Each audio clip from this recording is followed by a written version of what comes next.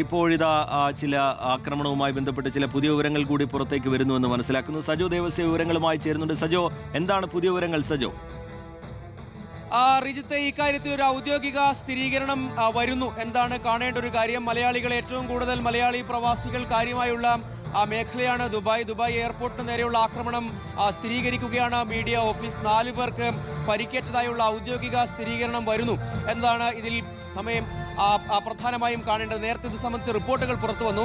പക്ഷെ ഔദ്യോഗിക സ്ഥിരീകരണം ദുബായ് എയർപോർട്ട് മീഡിയ ഓഫീസിന്റെ ഭാഗത്തു നിന്ന് ഉണ്ടാകുന്നു എന്നാണ് കാണേണ്ട ഒരു കാര്യം. 4 പേർക്ക് പരിക്കേറ്റു എന്ന വാർത്ത സ്ഥിരീകരിക്കുന്നുണ്ട്.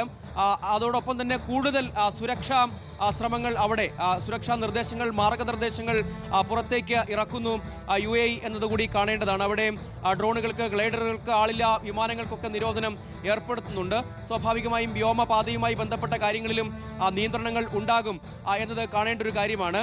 അതായത് ഈ കാര്യത്തിൽ അമേരിക്കൻ വ്യോമ സൈനിക താവളങ്ങൾ ലക്ഷ്യമിട്ടാണ് ഇറാനിയൻ ആക്രമണം പ്രധാനമായും ദുബായ് എയർപോർട്ടിൽ വന്ന് പതിച്ചത് എന്നതാണ് കാണേണ്ടത്. അത് സമൂഹ മാധ്യമങ്ങൾ വഴി വിവിധ ദൃശ്യങ്ങളും പ്രചരിക്കുന്നുണ്ട്. പക്ഷേ ഔദ്യോഗിക സ്ഥിരീകരണം, അതായത് ദുബായ് ഇന്റർനാഷണൽ എയർപോർട്ട് എന്നത് ധാരാളം ആളുകൾ ലോകത്തിന്റെ വിവിധ ഭാഗങ്ങൾ, ഒരു ബിസിനസ് ഹബ്ബ്, ലോകത്തെ ഏറ്റവും പ്രധാനപ്പെട്ട ഒരു വ്യാപാര കേന്ദ്രം അല്ലെങ്കിൽ ഒരു ബിസിനസ് ഹബ്ബ് എന്നൊക്കെ വിളിക്കപ്പെടാൻ കഴിയുന്ന മേഖലയാണ് ദുബായ് ഇന്റർനാഷണൽ എയർപോർട്ട് എന്നത് ലോകത്ത് ഏറ്റവും കൂടുതൽ യാത്രികർ എത്തുന്ന ഒരു മേഖല കൂടിയാണ്. അതായത് ബിസിനസ് ആവശ്യങ്ങൾക്ക് വേണ്ടി അടക്കം തൊഴിൽ ആവശ്യങ്ങൾക്ക് വേണ്ടിയും ലോകത്തിന്റെ വിവിധ ഭാഗങ്ങളിൽ നിന്ന്, ഇന്ത്യയിൽ നിന്നും കേരളത്തിൽ നിന്നും അടക്കം ധാരാളം പേർ കാര്യമായി ആശ്രയിക്കുന്ന ഒന്നാണ് ദുബായ് ഇന്റർനാഷണൽ എയർപോർട്ട് എന്നതാണ്. പരിസരങ്ങളിൽ ശക്തമായ നിയന്ത്രണം ഏർപ്പെടുത്തിയിരിക്കുന്നു എന്നുകൂടി അറിയിച്ചിരിക്കുകയാണ് ദുബായ് മീഡിയ ഓഫീസ്. നിലവിൽ ദുബായിയുടെ 2 വിമാനത്താവളങ്ങളും ഇപ്പോൾ അടച്ചിരിക്കുകയാണ്. അതായത് ഇന്ന് ഉച്ചയോടുകൂടി തന്നെ ദുബായിലെ ഇന്റർനാഷണൽ എയർപോർട്ടും അതുപോലെ തന്നെ അൽ മക്തൂം വിമാനത്താവളവും ഉച്ചയോടുകൂടി തന്നെ അടച്ചു. അവിടെ ആ സമയത്ത് നിരവധി യാത്രക്കാർ ഉണ്ടായിരുന്നു. അവരെയൊക്കെ മണിക്കൂറുകൾ നീണ്ട ഒരു നടപടിക്രമങ്ങൾക്കൊടുവിലാണ് ഈ യാത്രക്കാരെയൊക്കെ ഒഴിപ്പിച്ചത്. ഇനിയൊരു അറിയിപ്പ് ഉണ്ടാകുന്നത് വരെ യാത്രക്കാർ വിമാനത്താവളത്തിലേക്ക് വരികേണ്ടതില്ല, അല്ലെങ്കിൽ കൃത്യമായ ഒരു അറിയിപ്പിന് ശേഷം മാത്രമേ ഇവിടെ നിന്ന് വിമാനങ്ങൾ നേരത്തെ സാധാരണ നിലയിലാണെങ്കിൽ വലിയ തിരക്ക് അനുഭവപ്പെടുന്ന ഒരു വിമാനത്താവളമാണ്. പക്ഷേ വ്യോമഗതാഗതം നേരത്തെ തന്നെ നിർത്തിവെച്ചത് കൊണ്ട് ഇനി ആളുകൾ എയർപോർട്ടിലേക്ക് വരേണ്ടതില്ല എന്നുള്ള നിർദ്ദേശമൊക്കെ നേരത്തെ തന്നെ നൽകിയത് കൊണ്ട് അവിടെ ആളുകൾ കുറവായിരുന്നു അല്ലേ രഞ്ജിത്ത്?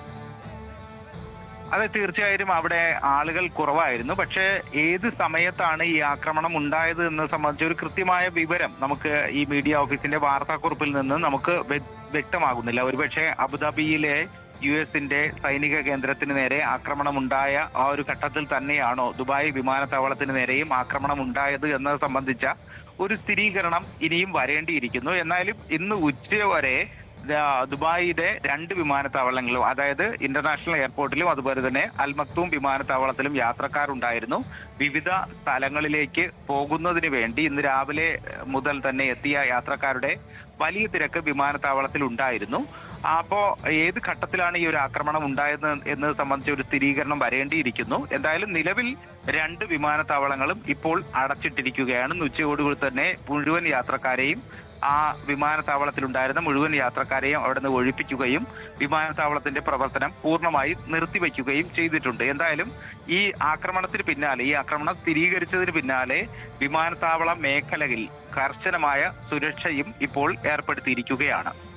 രഞ്ജിത്ത്, ഈ ആക്രമണത്തിന്റെ സ്വഭാവമോ, അതായത് ഈ ഡ്രോൺ ഉപയോഗിച്ചുള്ള ആക്രമണമാണോ നടന്നതെന്നോ, ഈ പരിക്കേറ്റവരുടെ ആരോഗ്യനില സംബന്ധിച്ചുള്ള വിവരങ്ങളോ, അതായത് ഗുരുതരമായ പരിക്കാണോ നിസ്സാരമായ പരിക്കാണോ, അങ്ങനെയുള്ള വിവരങ്ങളൊന്നും ഔദ്യോഗികമായി ഈ ഘട്ടത്തിൽ പുറത്തു വരുന്ന വിശദീകരണത്തിലില്ല എന്ന് തോന്നുന്നു അല്ലേ രഞ്ജിത്ത്?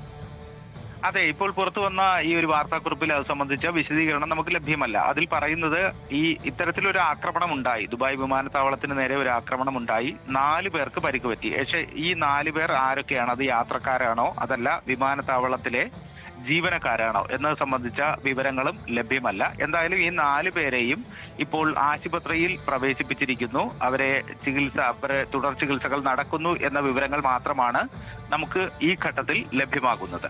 രഞ്ജിത്ത്, മറ്റിടങ്ങളിലെ സാഹചര്യം എന്താണ്? നേരത്തെ നമ്മൾ സംസാരിക്കുന്ന ഘട്ടത്തിൽ ബഹ്റൈൻ്റെ ആകാശത്തൊക്കെ ഡ്രോണുകൾ കുതിച്ചെത്തുന്ന കാഴ്ച നമുക്ക് കാണാൻ കഴിയുന്നുണ്ടായിരുന്നു. നിശ്ചിതമായ ഇടവേളകളിൽ 10-15 മിനിറ്റിന്റെ ഒക്കെ ഇടവേളകളിൽ കൂടുതൽ ഡ്രോണുകൾ എത്തുന്നത് കാണാൻ കഴിയുന്നുണ്ടായിരുന്നു. എന്താണ് ഇപ്പോൾ മറ്റ് മേഖലകളിലെ സാഹചര്യം? എന്താണ് ലഭ്യമാകുന്ന വിവരങ്ങൾ? എങ്ങനെ രഞ്ജിത്ത്?